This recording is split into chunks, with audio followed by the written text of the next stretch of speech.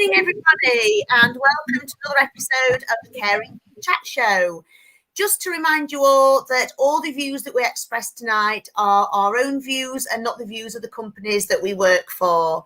So please follow us all on Twitter, keep up with all the chats from the Caring View show. Please hit the subscribe button and follow us here on our YouTube channel. If you subscribe, it will keep you up to date with all the up and coming episodes, and you'll be able to get all the previous episodes as well. And also remember that we have got our supportive Facebook page, and this is for anybody who either works in health and social care or who has somebody who lives in health and social care. And we're just there just to support people, be there so where people can chat and express their own views, and just, try and help everybody. So we're not just the Chat View Caring Show, we are lots of other things as well. Anyway, I'm hosting tonight because it is not only my last time to be hosting, but my last chat show altogether. So I am really, really sad, and I want to thank these three guys, and I'm not going to get upset, but basically a year ago, we probably first met, and we met really because of the pandemic. We'd all been doing very similar things. We found ourselves kind of following each other on Twitter and basically replying the same kind of things to a lot of posts. And I think if we all look back a year ago, we would never, ever, ever have thought that this is what would have happened. If we'd have said that we'd be doing a chat show, been doing it for 5 months now, every single week. Yes, we've all took a turn probably on being on holiday or whatever, but the chat show has run every single week, plus an extra episode that we did on the vaccines. I think we'd have all just kind of sort of laughed and said, that's never going to happen. And the people that we've reached, we're just really, really grateful for that. So these three guys are going to carry on without me. The reason why I'm leaving is I am actually moving on to a new job. I think the pandemic has made us all kind of sit back and think, and I'm basically moving on to be able to help other registered managers, to help support them and help them in their job. I'm still in health and social care. You will never get me out of health and social care. I've been doing it for 27 years now, so there's no chance of getting me out of it now. But I'm also looking forward to dealing with people with more complex care. So I've always tended to do care of the elderly, and I'm going to be doing more now, learning disabilities and younger physically disabled. And I'm actually really looking forward to helping care for people who have basically got conditions that are absolutely no fault of their own and really deserve to be cared for the best possible. But because I'm going to be all over the place, I don't know where I'm going to be on a Tuesday night. I could be in a hotel room. I could be in Leeds. I could be in Hull. I could be in Manchester. So I'm just not going to be able to give the commitment. But I'm still going to be about. I'm still happy for people to ask me questions, and I will always be there to support. But thank you so much to all of you out there who've watched all the shows. And thank you so much to these three guys who are more than friends. Mwah! So anyway, enough of that, because we've got an absolutely super show tonight. Because one of the things that, and I always say this in care homes, everybody thinks of the nurses and the carers and the managers and the people in the kitchen. And somewhere in there is this activities coordinator. And in most homes, there very often is only one. But it is such a huge part of the home. And it's such a huge part of what happens. We all have our own hobbies, and we wouldn't get through life if we didn't have the things that we like to do. And all of us have completely different hobbies. Mark loves sunbathing and laying in the sun. Adam, anything to do with craft, you name it, he can do it. He's just absolutely amazing.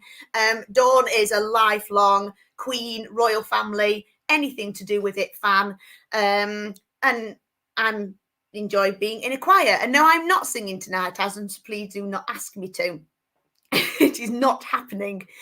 So we're really, really happy tonight to have Hilary Woodhead with us from Napa, who we'll be bringing in for a bit. But first of all, What have we all been doing this week? What have we been up to? What's been going on in health and social care? I feel a little bit that we're stuck in a washing machine at the moment, kind of just going round and round and round. But anyway, Mark, what's been happening in your end of the neck of the woods down in Essex? Not much here. Just fluctuating weather, so no sunbathing for me. Yesterday we had torrential rain for about an hour. But otherwise a quiet week here. But yeah, no, nothing here. Dawn, what about you? Well, I have been self-isolating since my son tested positive for COVID last week. So I have been stuck in this house now for 7-8 days. I couldn't even work out what day of the week it was this morning. I had to actually ask one of the kids what day of the week it was because it's completely thrown me. I feel like I've been in a bubble of non-existence. So I never, ever, ever want to do this again. But aside from that, my son got his A-level results today and absolutely smashed them. So we have had a little bit of a celebratory day, but he didn't get to go to school to sixth form and collect them himself. But he did smash them out of the ballpark. He did amazing. So yeah, but apart from that, I feel like I've been in this bubble where I haven't really done anything.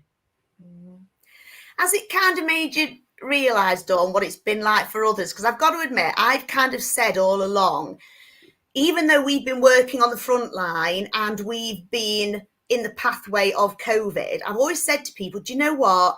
I feel that we've been the lucky ones because we've gone to work every day. We've had that normality. We've had our friends and we've had our colleagues round us.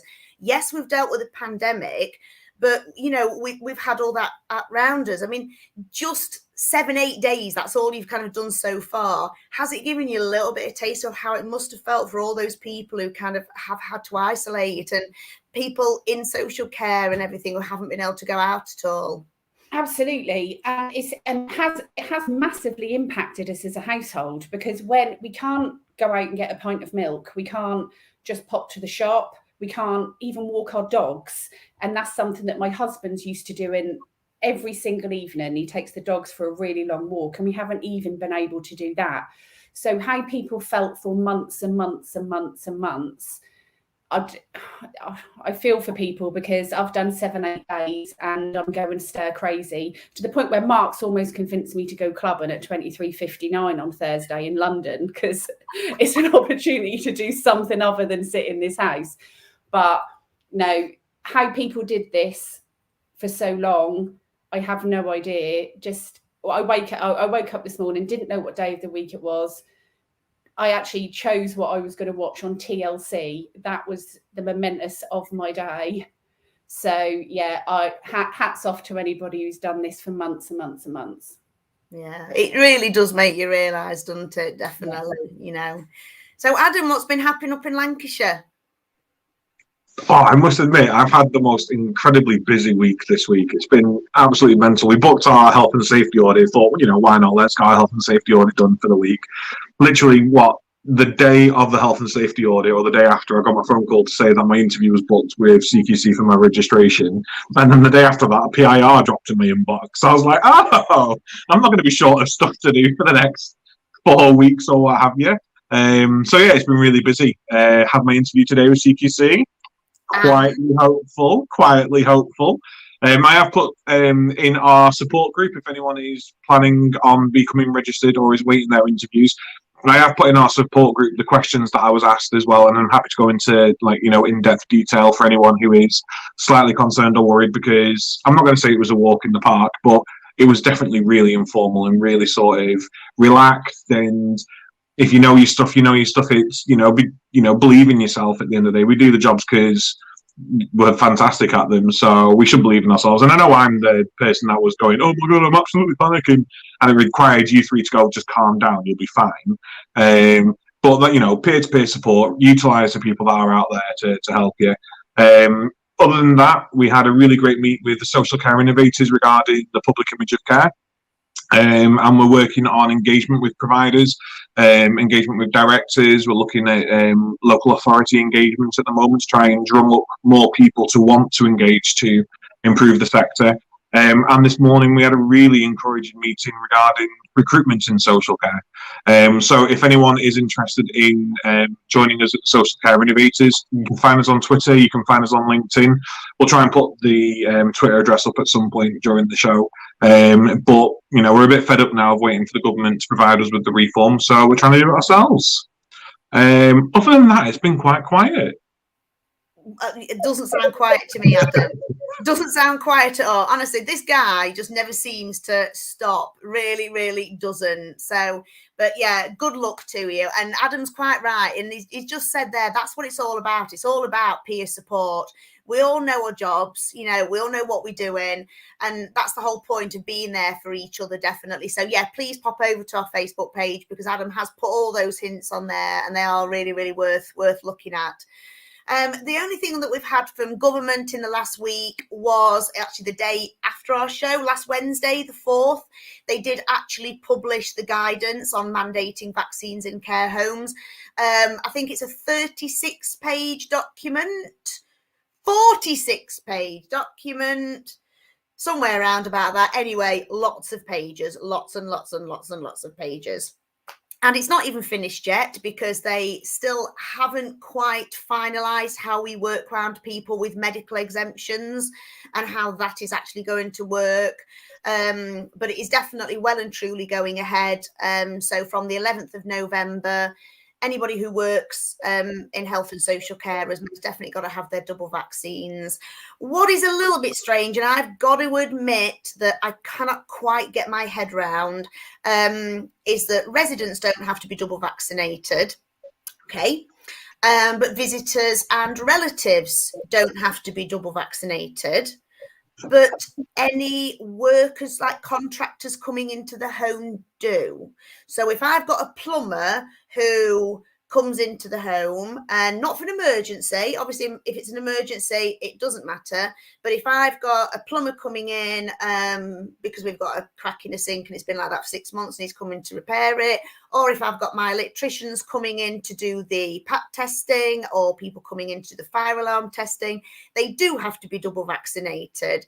So I've got to admit, the government do confuse me slightly. I mean, I personally have been asking all my relatives on the risk assessment whether they're double vaccinated, and they all are.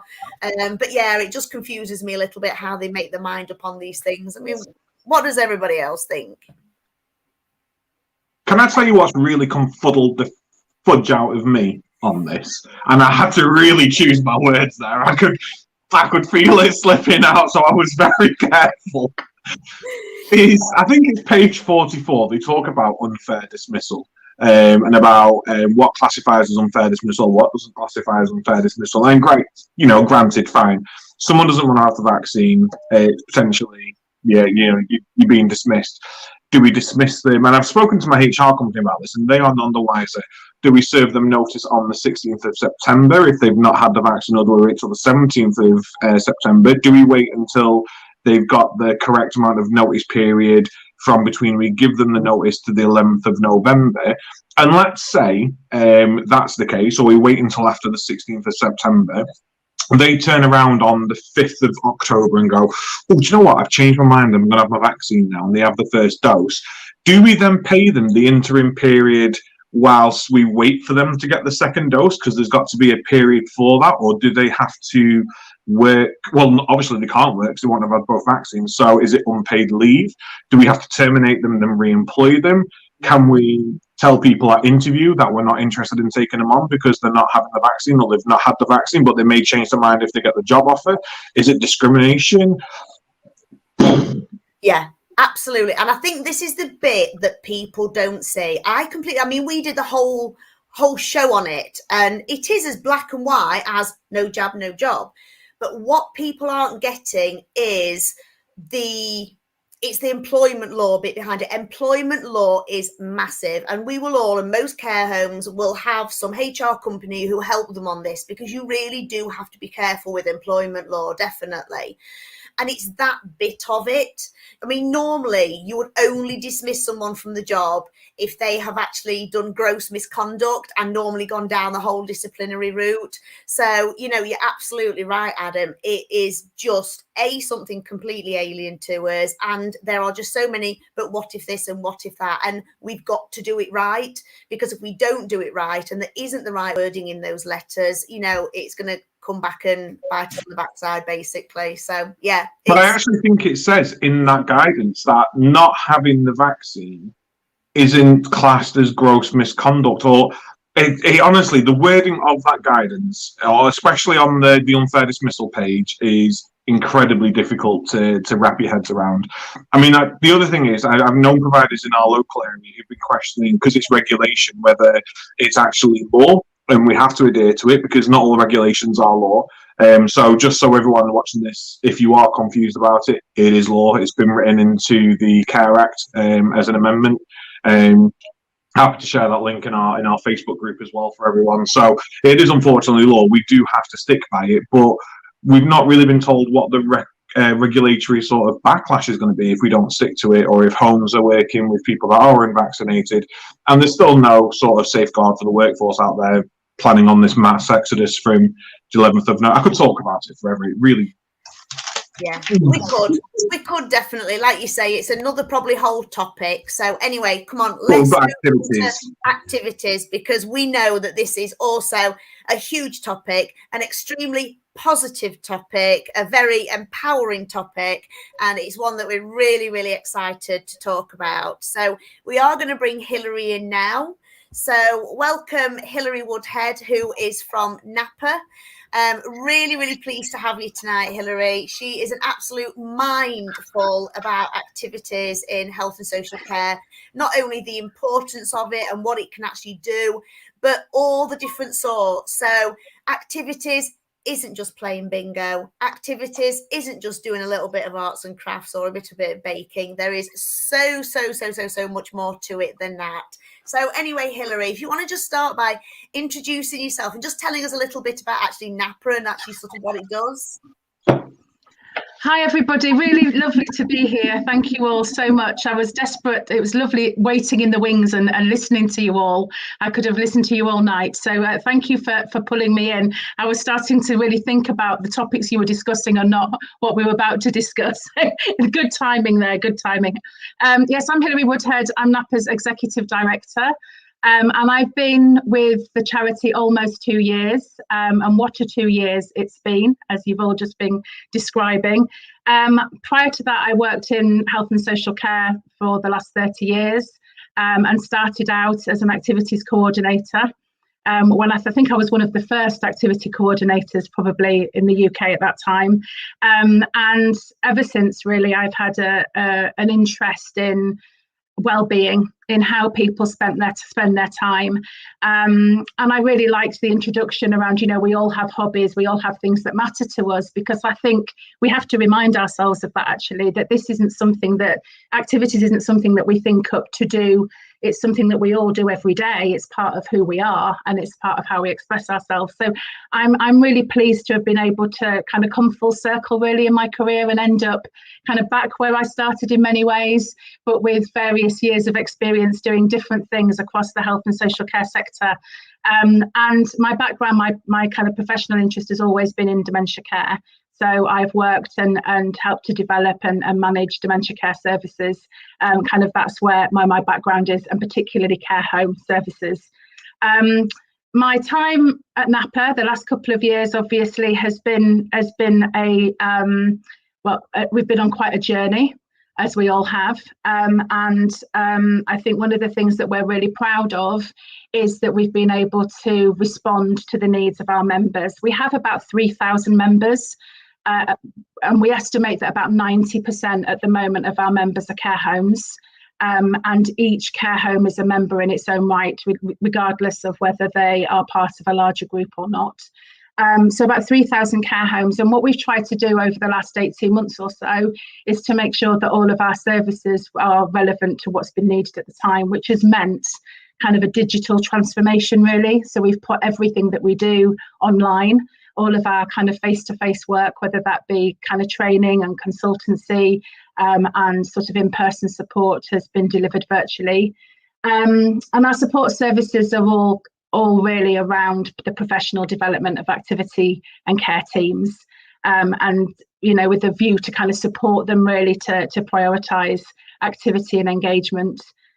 We provide training and education, qualifications, training courses, webinars. We have an annual conference, lots of different resources, weekly, monthly, quarterly resources that go out to the sector, and some that go out to our members. And we also have a national helpline service, and that's kind of had a new lease of life really during the pandemic. We went online with that. We made the phone line free to access, and we've really extended and developed our reach with that particular service. And what we've found really is that we've been really quite amazed at just how incredible, as you were saying, activity coordinators have been during this time. They've really, embraced this challenge and started to integrate tech like never before into the work that they've been doing. So, we've really tried to be responsive, and we'll continue to try to be responsive. And we're really keen to hear about how it really is out there. So please, please keep in touch with us. If there's anything that you need in terms of resources and creative ideas for activity and engagement, training and education, let us know. And we'll do what we can to kind of respond to that need. That's just a little bit about me and kind of where the charity is at the moment, just to give you a little bit of kind of background really. The other thing just to mention is that this year is the NAPA year of moving and grooving. So thank you to those of you who've been kind of sharing our moving and grooving activity on social media. Really, again, in response to the fact that we had lots of calls to our helpline, lots of interest in getting people moving again, up and about again. And making that as fun as possible. We know that there's quite a bit of fear sometimes, particularly in care services where perhaps we're supporting people who can be quite physically frail around physical activity. And so we've made sure that our resources, we have a special advisor around physical activity, that our resources are accessible, but also that this is part of how we integrate physical activity into everything that we do. So it isn't about really rigorous physical activity programs. They have their place, and we always say if that's what you're introducing, make sure you get the proper advice from physios, OTs, PTs, etc. This is really about how we all could do more to prioritise our physical activity. And it's been really fun. We've had lots of events throughout the year already, a National Wellbeing Walk. We themed our annual conference all around moving and grooving. And we had our tea dance last week, which was great fun. And every care home in the country was invited to attend that. So we've done lots of things over the last few months, really, to really try and support the sector to prioritise activity, but particularly physical activity this year. I could go on, stop me. I was just going to say, talking about the charity and how NAPA is a charity as well, you've got the virtual balloon race coming up soon, haven't you? It's absolutely brilliant. Thank you for that. Yes, we are a charity. We do need help. There are lots of opportunities to fundraise. One of the things that is happening at the moment is that, you're right, is the Tokyo Olympic balloon race, which NAPA are part of, and the balloons have launched. So I think it's a week. The race is a week. And then at the end of it, we find out who's won, and there is an opportunity to win £500. So, why not? Why not buy an eco-friendly balloon? It's not a literal balloon; it is an eco-friendly balloon, and you can track it. So where it's got to from here to Tokyo. So a bit of fun, but also an important fundraiser that will help us to provide the helpline, which is that free service. Thanks for that, Adam. Wow, sounds brilliant, Hilary. And I think we ought to kind of sort of let people know really as well about the importance of activity. So we've mentioned there how we have all got hobbies. We've all got things that we enjoy. But it's also about helping anybody with any kind of sort of disability or anything, keeping going. And that sentence, if you don't use it, you lose it, is kind of sort of very true. And that can be mentally. So if people aren't mentally stimulated, we had a week on dementia, and we were talking, then how it really, really is important to keep using the brain and to keep using the mind. And the same with there, you mentioned about sort of physical activity. You don't have to be able to do a downward dog in yoga. It's not about that. I'm quite pleased about that, Donna, actually. I'm quite pleased to hear that. Yeah, Adam does it every night, Yeah. It's his normal bedtime routine. But it doesn't matter. It's whatever you can do. It doesn't matter if it's one arm or one leg or kind of, whatever. It really is there. I mean, that's brilliant. Look what Alan's put there. They'd rather go out clubbing, and I think that's something else that kind of I want to say as well, that people try and do activities in relation to the age and the generation we're working for. And that's not always what they want. I mean, don't get me wrong. My favourite decade of music will always be the 80s because that's what I grew up with. But that doesn't mean that's what I listen to all the time. I still want to listen to modern music as well. And I think you mentioned there, I'm going to come back to you, ask you a bit more about the technical stuff. But I think one thing this last 18 months has shown us is that just because you're in your 80s or your 90s or you've never dealt with technical stuff, it doesn't mean you can't learn. And I've got to admit, when we started using Skype, Zoom, FaceTime, when we were locked down at the beginning of the pandemic and we had no other way of communicating to relatives, it had its, people weren't quite sure what it was. What is this screen? Who is that person? But you know what? It actually didn't take that long until they actually did understand what was happening and we were having proper meaningful engagement and everything. So it never is too late. And technology is just, wow, the things that we can do with technology. So it's like we used to have, believe it or not, we used to have a yoga teacher come once a month. So she did it over Zoom on the big screen. We had her up on the big screen and we still had our yoga classes taking place, So, I mean, Hilary, what do you think about technology? We're very soon to kind of go, oh gosh, no, it's terrible, it's ridiculous. But I was a safe kind of self-proclaimed technophobe. I was just terrible with anything to do with the tech. And we had, when I started at Napa a couple of years ago, we knew that we had to get techie ourselves internally, that it was important that we started to look at how we provided our services in a more kind of digitalized format. So we've been on this journey kind of at the same time as our members have been on it.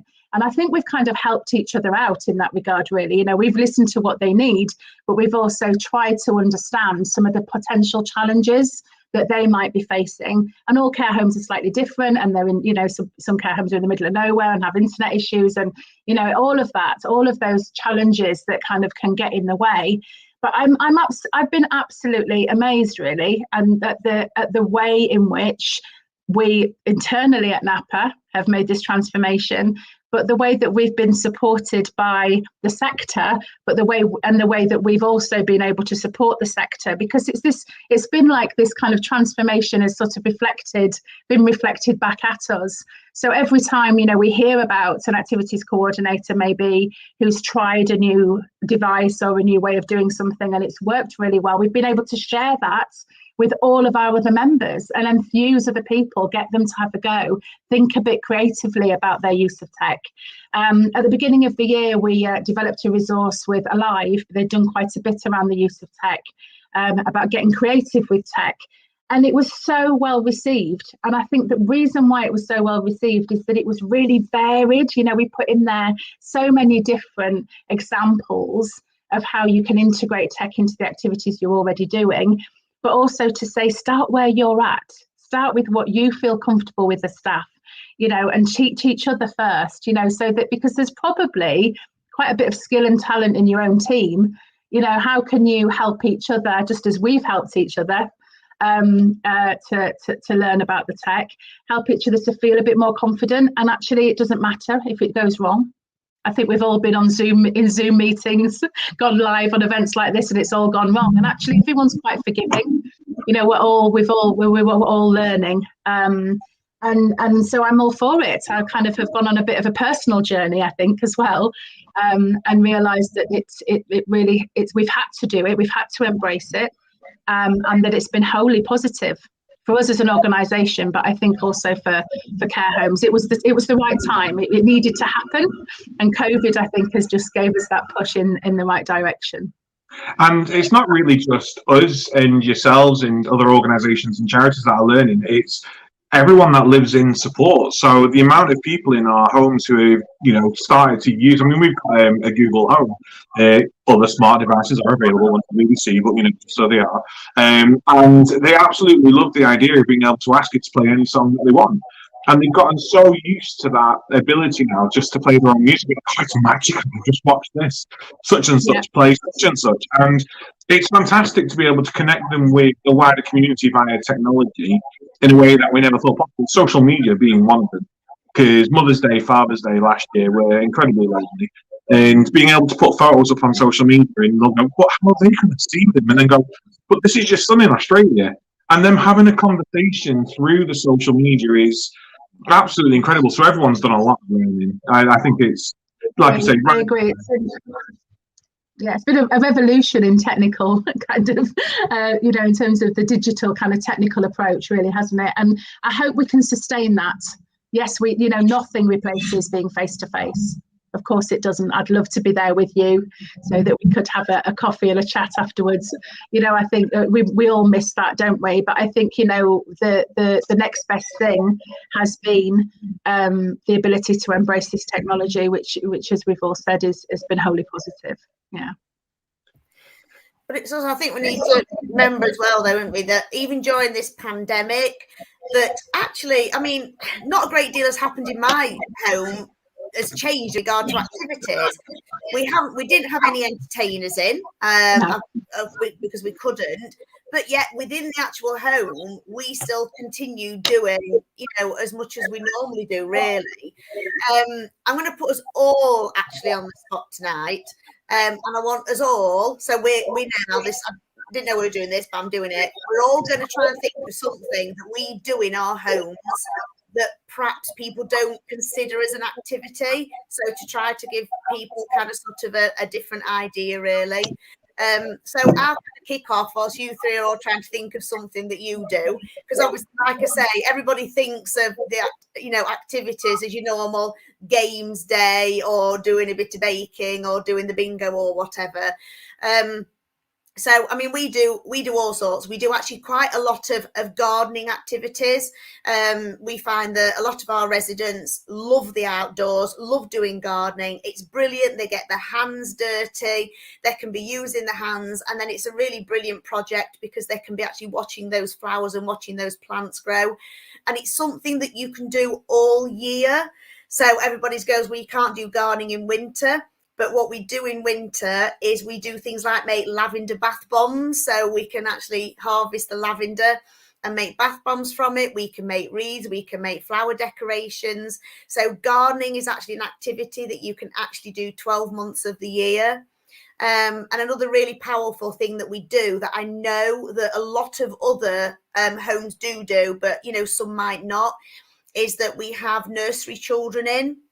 So I know that quite a lot of homes do try and have kind of school children in. So we have children in who are kind of between the age of 3 and 5, so kind of preschool children.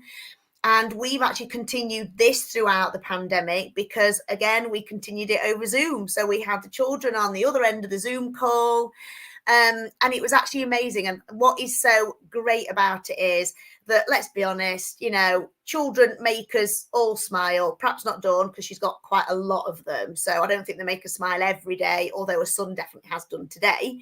But, they make you smile. They put a real happiness into it as well. But what is so great about it is that age group of children have absolutely no fear of disability. They do not see a wheelchair. They do not see a Zimmer frame. They do not see that somebody's arm doesn't move. So the engagement and the relationship between the two. So to me, it's a real win-win situation. And, they sing nursery rhymes, and we all never forget nursery rhymes from when we're children, and they haven't changed very much. Let's be honest. I think we still sing the same nursery rhymes that we've been singing for about kind of 50 years. And it's certainly something that I find in people with disabilities is if they can't speak, they can still sing. And I remember we had a particular lady who had a stroke, and she could not speak. It was just sounds. But yet when music came on and it was a song that she knew, she could actually still sing as well. So that was kind of sort of really powerful. So I would definitely say gardening activities 24/7 all the time, 12 months of the year, and kind of engagement between generations I find really, really powerful. So Dawn, what about you? I think some of the experiences I've had, it's been simple things like sorting socks, folding napkins, laying the table, going in the kitchen and helping. We had one lady where I was who used to go in the kitchen every day and help put the washing up away. It's those type of things where people think, oh no, I can't ask somebody to do that, but actually they love to do that. So it is the helping match up the socks, and it doesn't matter if the night staff then sit there pulling all these things apart, ready in a basket, ready for the morning, and they're the same socks. But it was those things that gave people occupation and made people feel as though they were occupied and joining in with the staff. Filing, we had a lady who used to like putting things in the filing cabinet and putting everything in alphabetical order because she was a secretary. Another lady who was a cleaner and used to polish her bedroom. It's more about meaningful occupation and activity than it is sitting somebody in front of a screen, watching somebody sing Vera Lynn for 2.5 hours, feeling like you've done a good job when actually people need to be occupied. And where I was, there was a large dementia unit downstairs, which was quite complex, but you found that the more meaningful activity you gave, for example, the socks, the napkins, help me take these plates, let's set the tables, the more occupied people felt. So I think that as an emotional activity, keeping people quite busy and people quite motivated had more of an input and an enhancement to somebody's life than, like I say, sitting listening to Vera Lynn on a cassette player, all in one lounge, or the dreaded curved chairs around the telly that I used to hate. That's more important than anything else. And those are the things that we found made a massive difference to people. Hilary, just coming back to you there, I mean, kind of what Dawn said there is it's very much about that individual person. So like Dawn said there about meaningful activities. So it hasn't always got to be group sessions either, has it? It can be very much one-to-one. So it's very You're much absolutely right. I think definitely. And when Dawn said about meaningful activity, of course, what gives something meaning is the individual's experience or connection to it. And so I would hate to sit and match socks. My husband would do it all day. So, we're all very, very different, and I'm quite happy with odd socks, thank you. But he certainly wouldn't be. And I think that's the crux of this, that actually we can come up with lists of activities and activity ideas, inspiring opportunities for people to get involved in great projects. But if it doesn't have significance and purpose for that individual, it's not meaningful for them. And sometimes the most creative activity, we think we've really come up with something innovative, doesn't necessarily engage everybody, because it is about knowing the person, knowing their strengths, their interests. And those interests might be new interests. It's not always about what someone's always liked, although that's a good start. It can also be, something that sparked in them later in life, a new interest, a new finding connection in something that perhaps you wouldn't have found connection in before. I never would have thought 15, even 10 years ago that I'd get such pleasure out of the fact that the roses have bloomed in my garden this year because of all the sun and the rain. I never thought that I'd be interested in, what type of soil they need to be in to be happy, those roses. But your interests do change, don't they, as you get older? And so we need to take that into account as well. So I think you're absolutely right about what is a meaningful activity for that person, rather than this blanket meaningful activities. What are meaningful? It kind of contradicts meaningful activity in itself, doesn't it? Because it has to be individualized. And I love what came up in the chat there in the banner about, you know, different types of music, not making assumptions. When you said about someone's age, you know, not making assumptions that people will like certain things. It can help us, you know, we might make suggestions based on what we know about somebody, but, you know, let's be ready to be shocked too. Yeah, it really has to shock people, and things that they might not expect, or be interested in things that people might not expect. So that's really, it's got to be significant, and it's got to have purpose, I think, for it to be meaningful. Yeah. And I get sometimes, I mean, in all my past years, I've very often had my activities coordinator come to me and say, but there's only 3 people want to come. And I'm like, yeah, and Right. does that matter? That's great. Then 3 people really want to be there. So let's do something else with it, you know, with the other people. It isn't about these huge groups of people all doing exactly the same. It's about individuals doing what they want to do. Yeah. So, Mark, coming to you, obviously you've got a lot of experience with kind of learning disabilities. So what's your kind of sort of experience with kind of activities with that kind of sort of group of people?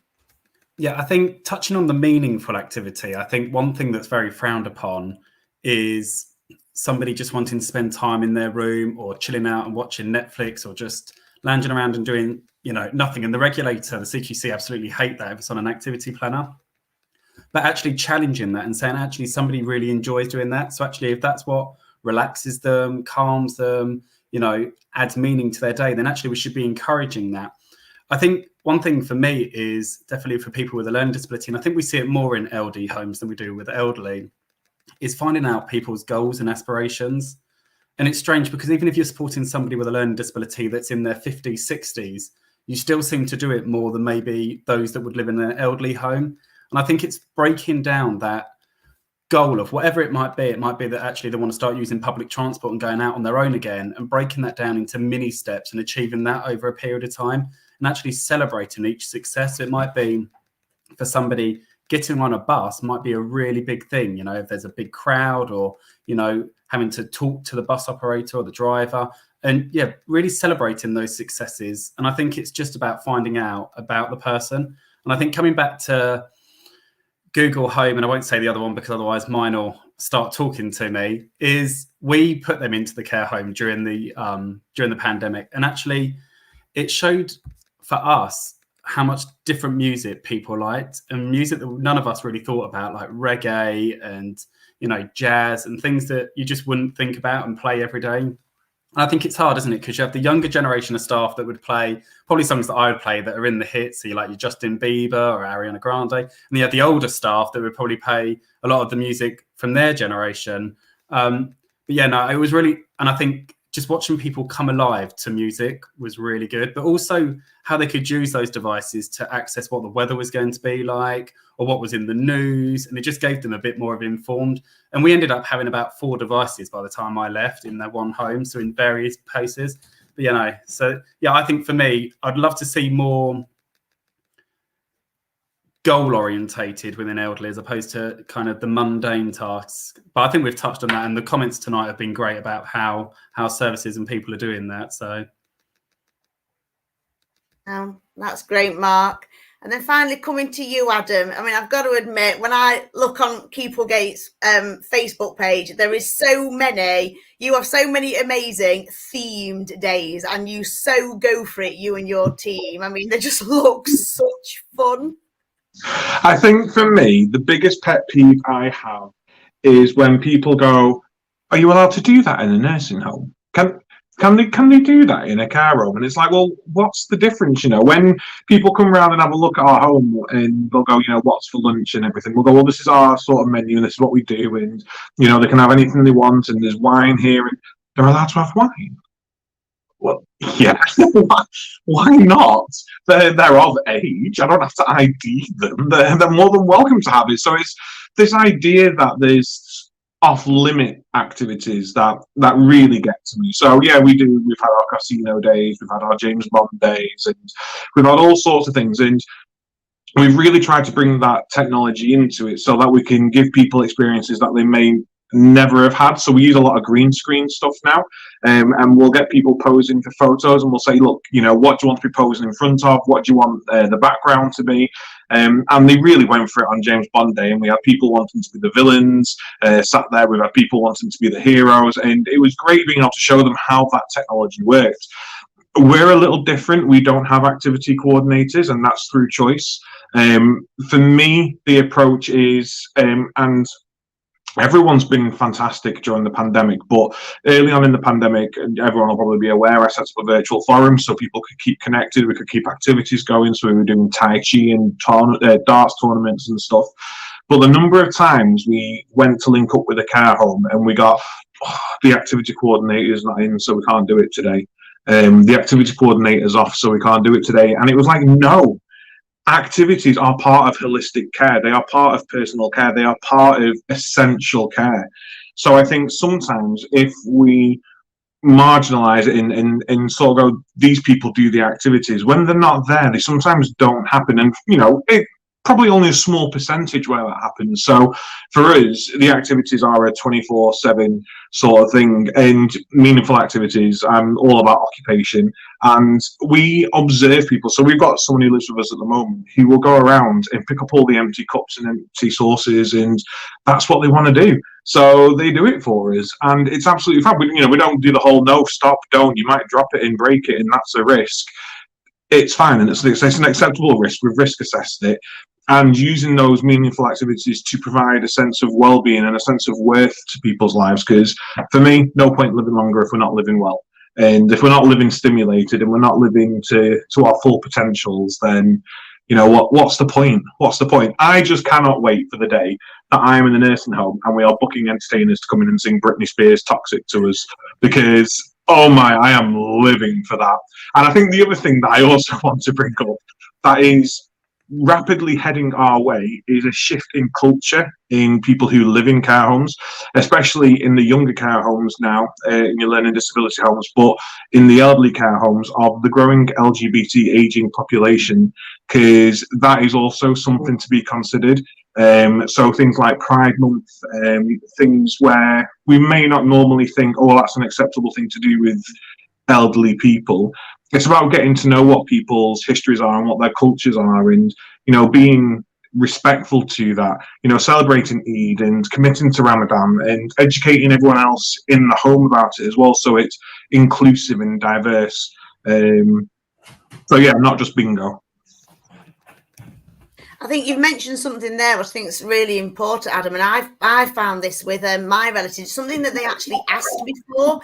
So I do a monthly residents meeting, but it isn't just, oh, you know, what do you want to talk about? We used to have a speaker come in. I used to say to them, you know, what do you want to hear about? Who do you want having come in? And that is exactly what they wanted to know about. They wanted to know about what's happening in the modern world, and they wanted to know. So they were reading in the newspapers, they're hearing on the radio, you know, about things like Ramadan, and they were like, what is it? We don't understand it. So they don't want to just stay back in their time. They're hearing all these things. They want to know about it. They're engaging with their children, their grandchildren, the staff. You know, the staff talk to the residents. They talk about what they're doing. We have, you know, mixed staff, like you say, you know, it's all about all that now. And they actually really, really want to hear about these things. They don't always want to be kind of sort of back in that time. But coming back to you, kind of Hilary, I'm quite aware that we've only sort of got sort of 10 minutes. So I want really sort of to ask you, so if we've got a home manager listening at the moment, or anybody who works in a care home, and they're really struggling and they're not managing to get kind of residents to engage, or they're struggling to know what to do, you know, what advice would you give to them? Where would you start? There is so much I want to say about what everybody's just said. I feel like we could have stayed here all evening, but on the inclusivity stuff, first of all, please look at the resources. We've spent a lot of time and effort over the last year or so reviewing all of our resources to make sure they're inclusive. Put lots of stuff out around supporting and understanding Pride and various kind of festivals. So there is lots there. So just on that point, and I just want to make sure that people are aware of the calendar, because that comes out every month, an activity for every day, and it's very, very inclusive. We've really worked hard on that, so that's one thing. But I think if you're struggling, just take stock. I think sometimes when we're struggling, there's a reason why. What are the conditions? Do we have the right conditions to make activity and engagement a reality in our setting? And I think what Adam was saying about that whole team, that whole home approach, this can't all fall apart when one key member of staff is off, whether that's the senior support worker in the LD service, or whether that's your activity coordinator in an older person's care home or a home for someone living with dementia. So what else? How do we create those conditions? Do we have the right mix of skills and experience, the attitudes and approaches within the staff team? Do we have some gems within our team that could lead on particular areas of activity and engagement? Because if we have one person, they might have a particular skill or interest in arts and crafts. They might be, in a choir, Donna, and be able to set up a choir and everybody get involved in that. But actually, they might really, really struggle with something like discussion groups or reminiscence. So it's about really looking at what are the skills, what are the conditions that we need, and also, are we role modelling best practice? Is the manager getting on the floor and getting involved in activities? Are we inviting the outside in, whether that's literally or virtually across the airwaves? Are we connecting with communities? Are families involved in activity provision? I think all of these, if we're struggling, why? What's the kind of the sticking point? And there will be lots of reasons why staff perhaps feel a little resistant to getting involved. They might not see it as part of their job. As Adam was saying, regular care home, do you want to get involved? Or we would like to, but the AC's off that day. What's the culture of that setting that actually it's not part of holistic care? Can we get underneath that a little bit and understand the why before we try to fix it? And I think sometimes what we find at Napa, sometimes when there is an issue, it's we'll put everybody on a training course and hopefully that'll solve it. It's like with any issue, isn't it? But of course, it's about the culture of care. Is it a culture where connection, conversation and engagement is prioritised alongside physical and personal care? Is that seen as vital? And we've been through this time where we now know more than ever that if we can't touch people, if we can't get up close and personal, how do we ensure that people still feel connected, that they still feel valued, that they still feel loved? How do we make that happen? So I think we need to ask some difficult questions sometimes, but also we just need to have a go at things, say it's okay if it doesn't work out. Try things, support each other and ask for help. Ring the helpline, drop us an email, ask other services locally how they're managing. I think don't be afraid to ask for help. And I think one of the things that, just to touch on what Mark said about CQC like to see ... we really do need to think about individual experiences, not group experiences, not group activities. So I'm great that Mark feels he can challenge that, but I know in a lot of services can be a bit CQC led. But if you've got the backup, if you've got an individualized activity plan for somebody that's based on that person's life experience, their life story, their interests, their hobbies, as you said, their strengths, then you've got the evidence to back that up. And that's what's really, really important. So I tried to answer lots of bits there, but I could, as I said, I know that we're short of time, but does that answer your question, Donna? Oh, you're on mute. I'm muting. Yes, it does, Hilary. I think, sort of probably a final question, but for you, but obviously I'll go to everybody else as well, really, is so that we're encouraging everybody to come to the Napa site, please look on there. So what would you say are your top 3 tips, and what would you say are the best 3 things on your Napa website for people to go to and definitely to have a go at doing? I would say top 3 tips is look after each other, because we need to feel valued and connected to be able to value and connect with others. So that's my first thing, as I say to any team and to any service, is, what makes you tick? Do you know each other well? And then you're more likely to get to know your residents well. So that's the first thing. The other thing that I would say is, do that searching, look underneath why things aren't working. There will be a reason, and don't be scared to kind of dig a little bit and find out. And I think also, don't be scared to have a go, because actually, it's things, I've tried things and I don't like them. We all do that. Go to the cinema and walk out halfway through. We all do. We all try things, and it isn't always for us. So, give things a go. Don't be afraid to do that.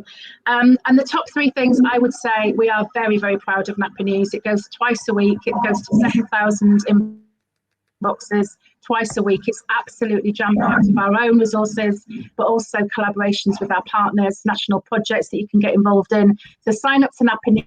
That's completely free. And from there, you get your Napa calendar, which is a month, every month, of activities for every single day.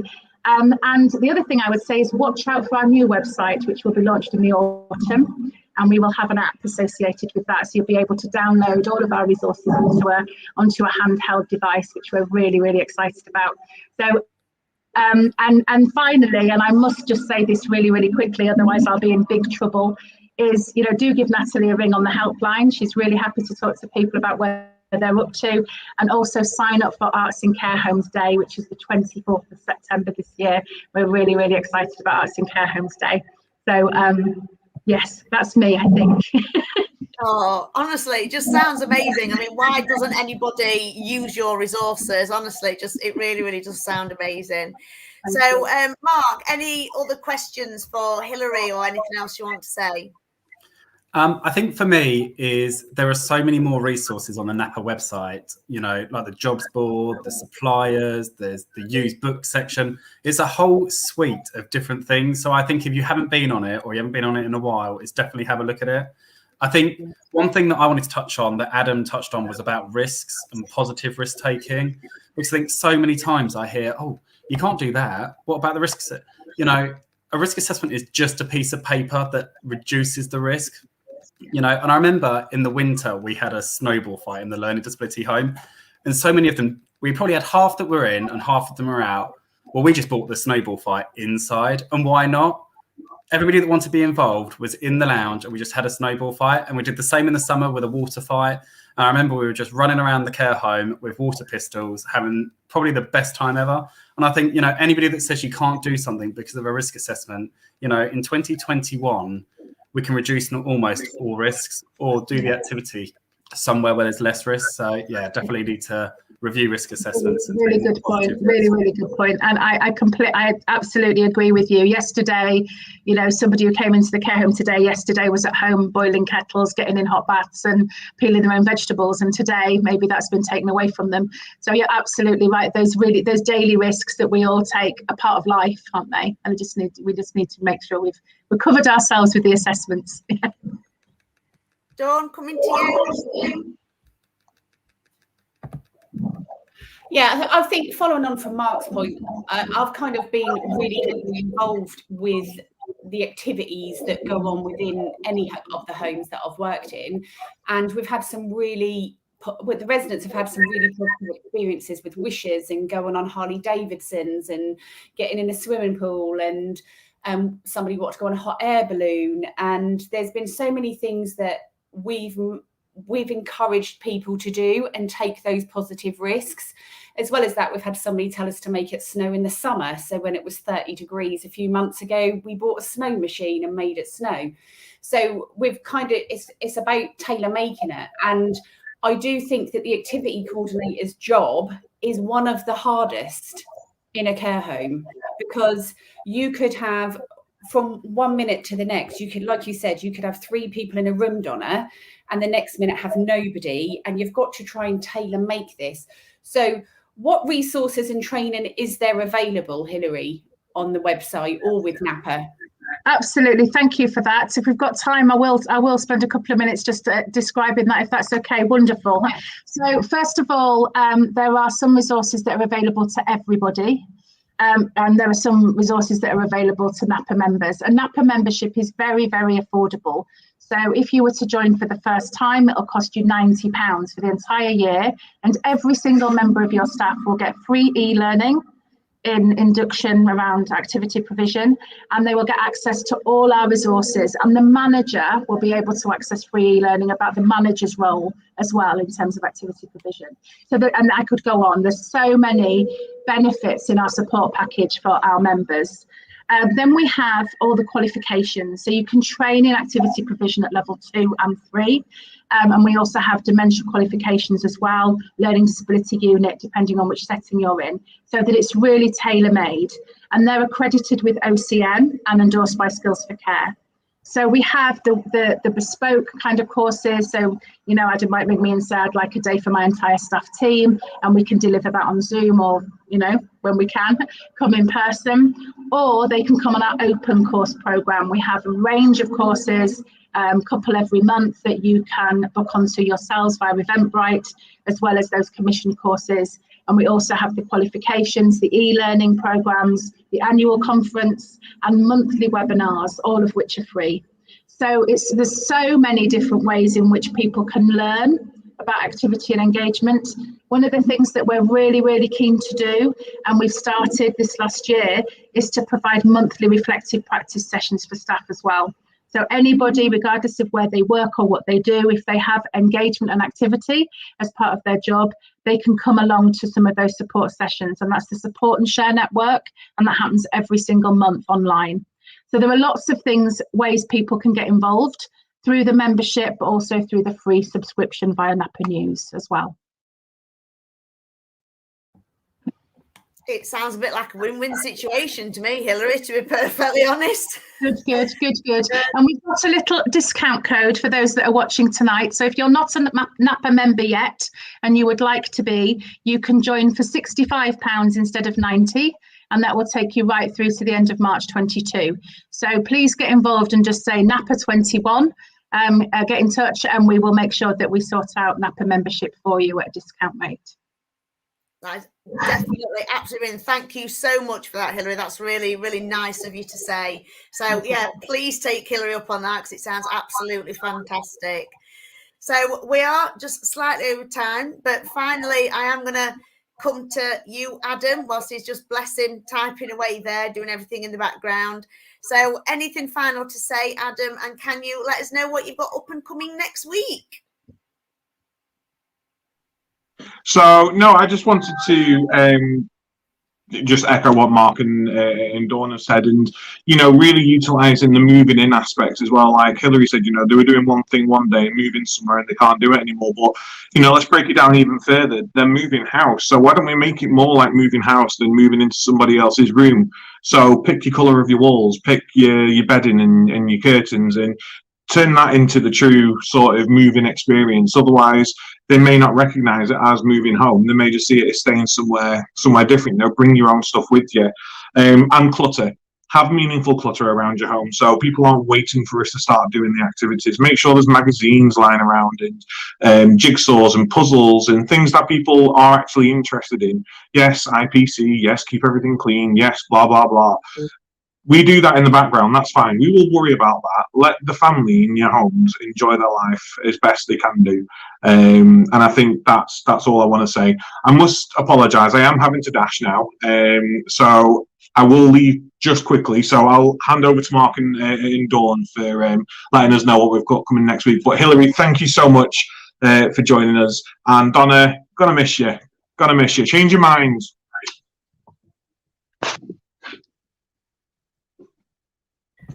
Right, Mark, what have we got up and coming next week then?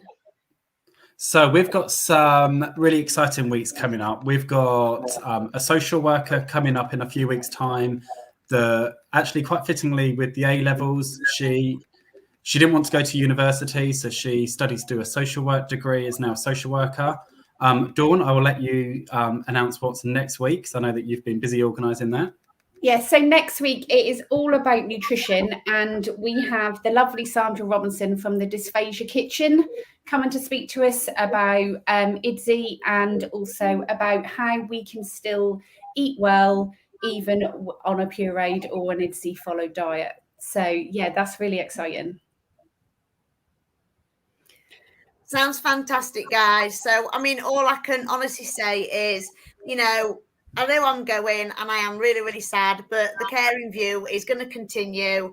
These other three guys are going to keep it going. Watch out for me in the comments box because I will be there. Thank you so much, Hilary. I think we've given out so much information tonight. It's unbelievable. And Thank you for having me. I've really enjoyed it. Thank you. So it's absolutely great. Please join up and please take Hilary up on her offer tonight because that is really, really, really grateful for that. So as soon as we finish, get on that website, get that done. So it's a final good night from me. Thank you, Hilary, and Mark, Dawn, and Adam. We'll see you next week. So bye. Bye. Thank you very much.